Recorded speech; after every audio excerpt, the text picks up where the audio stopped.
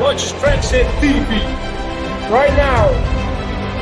Mi harmono ultimate comentario 1. Keep watching Transit TV and stay remote for premium content. Otra vez, adios. New coach, same players, but I still feel it's going to be the same outcome.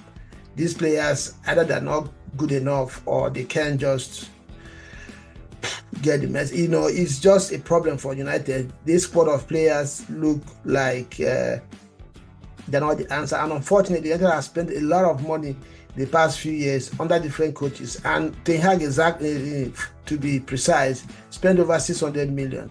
So I don't know what United is going to do.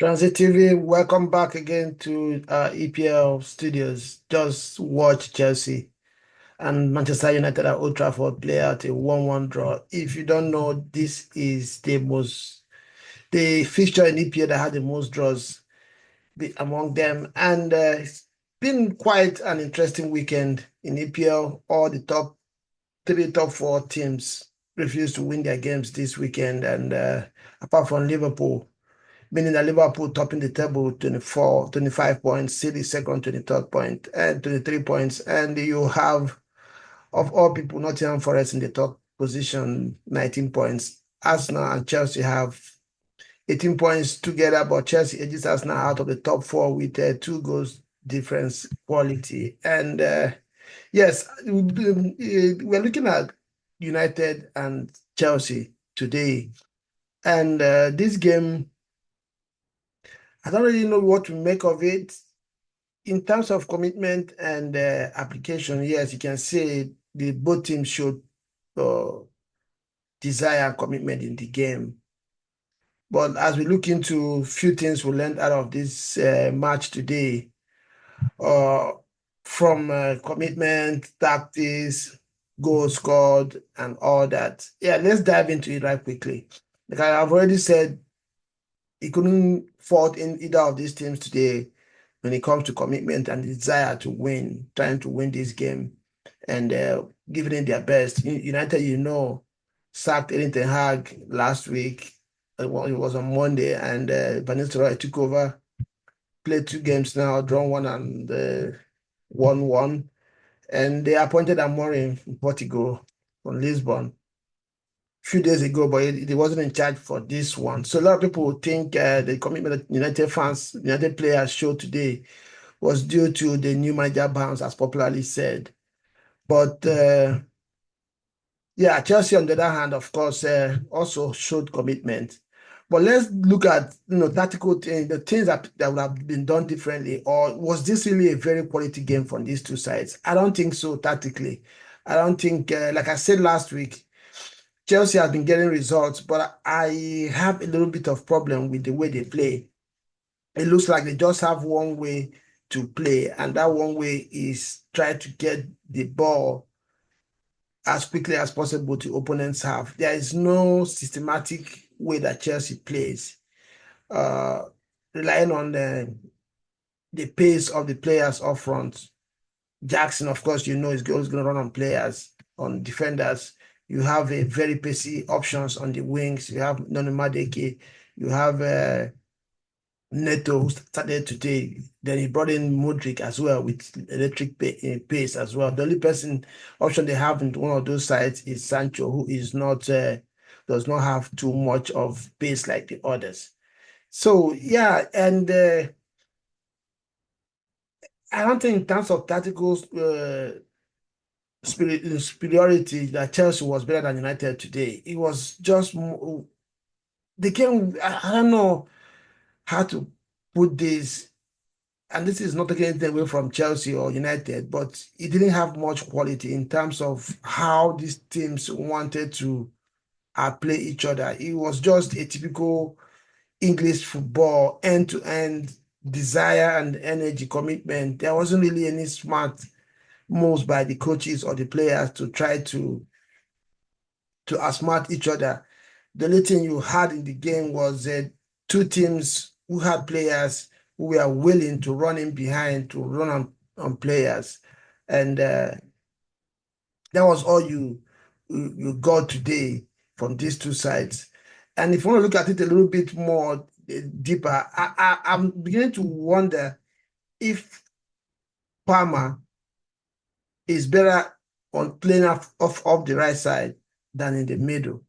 Palmer, quality player, one of the best talents English football has seen recently in recent years. But I'm beginning to feel that he is more effective coming off the right. He has been deployed in the central midfield. He's been doing bits for Chelsea there. But my question is he performing at his optimum best playing in that central position? I don't think so, because the way English football is, you need some certain level of physical attributes and push too, because it's a lot of battle in the midfield. But when you isolate Palmer on the right side with maybe the left wing back, even with two players on him on the wing, he always finds a way, because there he can do a lot of stuff coming from the right side. He can pick a pass from there, spot runs from teammates, and can also take players on and also score a lot of goals there. Remember last season, he played off of that right side and he scored so many goals. So I'm beginning to feel that Palmer might not be at his ultimate best playing for Chelsea in the central mid. It's something that Chelsea fans out there, please let me know what you think. Do you think Palmer is playing his best football as a central midfielder, or should he return back to the playing off the right side of the attack? That's one of the things I was looking at as we're watching this game today. Let me know what you think about that. And on the other hand, you talk about Chelsea's defense. It's another department that the team needs to grow, need to develop. Because I think if they have confidence in that defense, Chelsea will really be a very strong contender of top four today. If United has some level of cohesion or system, the way they play, I think United would have got some more goals against Chelsea today. This is being that, and you could see that they created chances and they were eager as well to get behind that defense. And a few times they did, but somehow they scuffled their chances. So Chelsea, it's good to have Reece James back. He's playing like he never went away. But the other parts of the defense needs some fixing, needs some developing. That's one area that Chelsea really needs to work on. Maresca, I don't know how he's going to fix that. He probably will look at Chelsea is a team that we have known for a very long time to play 3 defenders and 5 midfielders. Maybe you might have to try that option and see how it works with the team to give them some more defensive solidity and be able to utilize the impact of the players he has up front, because no matter how you put it, those players that Chelsea have up front are not known to be defensive-minded attacking players. I don't know if you understand what I mean. There are players that play on the wings that are eager to do the dirty work, but the players that Chelsea have, they don't really want to do it. They're doing it for now, maybe to get in the team, but every now and then they leave the defenders exposed, and this is a problem for Chelsea. United tried to exploit that today.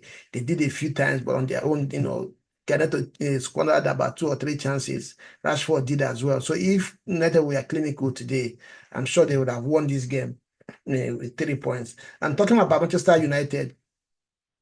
New coach, same players, but I still feel it's going to be the same outcome.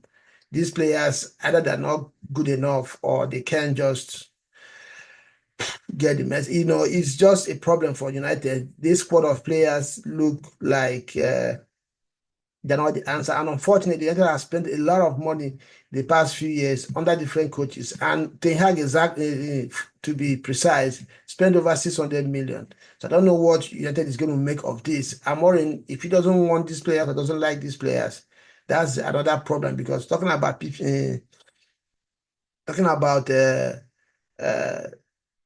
financial fair play, it's going to be difficult for United to change these players or buy as much as they need. So I'm worried that's another problem. If he was watching this game today, I'm sure he'd be asking himself, he will know that he has a lot of work to do on the team. And the issue now is he going to work with these players or get new players? If he has to get new players, does United might have the money, but the FFP allow them to spend that money? That's another question thing we have to look at, in the coming days. I believe Erik Ten Hag has not bought right for United. Ugarte, workaholic, breaker, but he can't play football. He can't use the ball. Defensively, they're all over the place. There's no system yet. Like I said, in the last two games, they won their midweek game, and today they drew. It was all out of sheer commitment and desire not to lose. There was nothing systematic about the way United was playing today.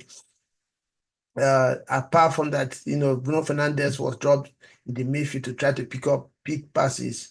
And I'm not going to lie, he had a good game, but that's about it. So, United fans, let me know what you think out there in the comment section. Do you think that these players are good enough? From watching them play on that peninsula for the past two games now, was Erik Ten Hag really the issue? For me, I believe Ten Hag needs to be held accountable in so many ways. First of all, he's the one that bought more than half of the squad of players that they have now. Starting 11 that United has right now. And he was the one that was coaching the team. So I feel that he needs to take some responsibility. But again, the players themselves, like I said in the past, need to also take some responsibility. Then the people above, because you can blame Ten Hag that he signed these players, but somebody also supposed to have looked at these players and approve or say no. So, and if that's the case, whoever it was that is supposed to make those approvals also have to take some accountability. And this now brings us back to square one, or where United was when they let Ole go. So what is the way forward? Amorim has come in. Do you think United will be better under Amorim using the same players? Or how does United come out of this one? And if FFP doesn't have so much allowance for United to spend money, and you feel that these players are not good enough, then United fans need to be very, very patient, because what it means that this coach is going to take him a few transfer windows to revamp this squad and keep working on the players that we say are not good enough. So yeah, United won, Chelsea won. Nothing really serious to talk about this tactically. All you can see in this game today was just two teams that didn't want to lose. But in terms of a way to get better of either of these teams, you can't really differentiate between both of them. It was almost the same thing, run at each other, get the ball, try to get it quickly as possible going forward. And for me, there wasn't really the standout player today. Lavia did what he's been doing all season. Caicedo got his goal, very, very good goal, and an equalizer for Chelsea. I saw Højlund, running and pushing, trying to get something for United, still the way what we know. So there's nothing to really talk about in terms of system or tactics or formation or philosophy. Maresca, like I said in the past, has been able to put the house together, do house